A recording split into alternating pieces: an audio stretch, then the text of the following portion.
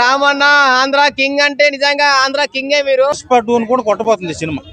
నిజంగా the best అన్న. ఉపేంద్ర గారి యాక్టింగ్ ఎవ్వరు చేయలేరు ఉందన్న. రామ్ గారి యాక్టింగ్ ఒక అభిమాని ఎలా ఉండాలో చూపించేశాడన్న. రాము అంత క్యూట్ గా ఉంటాడు. ఒక అభిమాని పొద్దున్న లేచిపోయి ఆ కట్టౌట్లు కట్టి పాలాభిషేకాలు చేసి ట్విట్టర్ లో అంత ట్రోల్ చేస్తూ ఉంటారు కదా.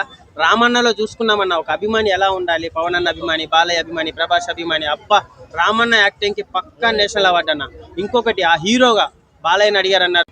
ఒక హీరో ఎలా ఉంటాడు, ఆయన స్వార్థం ఎలా ఉంటుంది, అసలు కళ్ళకు కట్టినట్టు చూపించాడన్న ఉపేంద్ర గారు.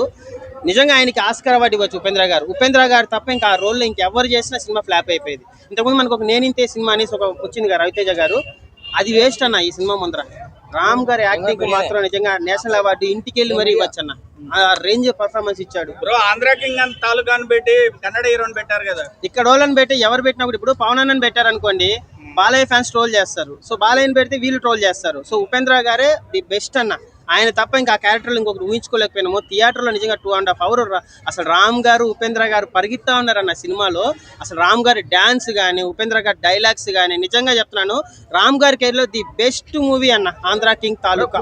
సినిమా లాగా ఉందా రజనీకాంత్ జగపతి బాబు లాగా? లేదన్న, ఇది కంప్లీట్ గా మాకు ఒక నేనింతే ఒక ఫ్యాన్ బాయ్ మూవీ అన్న. ఇది the best national award. Ramanna Andhra king అంటే నిజంగా ఆంధ్ర కింగే. మీరు ఈ సినిమా ఒక మెసేజ్ ఓరియంటెడ్ అని చెప్పాలి. ఏంటంటే ప్రతి ఒక్క ఫ్యాన్స్ కి చూపించే మూవీ అంటే ఇది. చాలా వరకు ఏంటంటే చాలా వరకు ఫ్యాన్స్ కానీ అండ్ ఈ మూవీలో ఫస్ట్ ఆఫ్ ఆల్ సీన్స్ కానీ, ఉపేంద్ర గారి యాక్టింగ్ కానీ, అందులో ఫైట్స్ కానీ, ఆయన ఏంటంటే ఆ లుకింగ్ ఏంటి, అసలు అంత ఏజ్ అంటే ఎవరు నమ్ముతారండి. ఆ పర్సనాలిటీ, ఆ ఫేస్, అబ్బా మిల్క్ బాయ్ అంటే మిల్క్ బాయ్ లాగా ఉన్నాడు. ఇందులో సాంగ్స్ మాత్రం, హీరోయిన్ మాత్రం అన్ని చాలా బాగున్నాయి. ఉపేంద్ర గారి ఎంట్రీ మాత్రం వేరే ఉంది.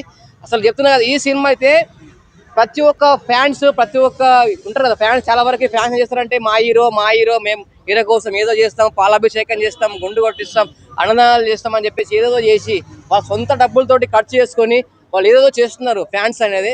ఈ సినిమా ఫ్యాన్స్ కోసం ఏం చేయొద్దు అనే ఒక కాన్సెప్ట్ తీసుకొని ప్రతి ఒక్క ఫ్యాన్స్ అర్థం చేసుకున్న విధంగా ఈ సినిమా తీశారు. రామ్ గారు మీరు నిజంగా చెప్తున్నా సార్, మీరు ఆంధ్ర కింగ్ అన్నారు. చాలా వరకు ఈ సినిమాలో సీన్స్ మాత్రం అయితే ఓరియంటెడ్ గా ఫన్నీ ఉన్నాయి అండ్ స్టోరీ ఉంది అండ్ క్లైమాక్స్ మాత్రం అదిరిపోయిందండి. క్లైమాక్స్ లో మాత్రం ఏడిపించారు. ఉపేంద్ర గారు ఎప్పుడు యాక్టింగ్ లో కామెడీ పర్పస్ చూసాం కానీ ఇందులో సెంటిమెంట్ పరంగా ఉంటుంది. ఆంధ్ర కింగ్ తాలూకా బ్లాక్ బస్టర్ కొట్టేశాడు రామన్న. అసలు ఇంతకు ముందు స్కంద గానీ, స్మార్ట్ శంకర్ 2 కానీ ఫ్లాప్ అయింది, ఒప్పుకున్నా ఒక రామన్న ఫ్యాన్ గా. అసలు ఉపేంద్ర గారు ఫ్యాన్ అన్న ఒరిజినల్ గా చెప్పాలంటే కన్నడ ఇండస్ట్రీ మామూలుగా లేదు సినిమా. ఉపేంద్ర గారు ఇంతకు ముందు ఉపేంద్ర సినిమాలు నేను చూసా, కానీ ఈ సినిమాతో అసలు ఉపేంద్ర గారు లేకపోతే సినిమా అట్రప్లప్ అయ్యేది. ఆ రేంజ్ లో చూపించాడు పెర్ఫార్మెన్స్ ఉపేంద్ర గారు కానీ, రామ్ గారు కానీ. మంచి బ్లాక్ బస్టర్ పడింది. నేనింతే సినిమా కన్నా బాగుందా? నేనంతే అదే అసలు ఏం లేదు.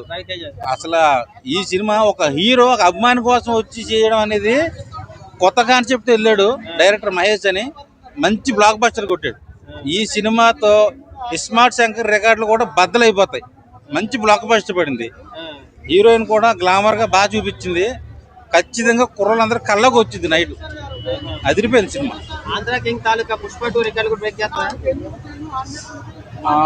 పుష్ప 2 రికార్డులు కూడా ఈ సినిమా బ్రేక్ చేయబోతుంది. మంచి బ్లాక్ బస్టర్ పడింది. మైత్రి మూవీస్ వాళ్ళకి ఆంధ్ర కింగ్ తో మరొక మంచి హిట్ అయింది. పుష్ప 2 కూడా కొట్టబోతుంది సినిమా.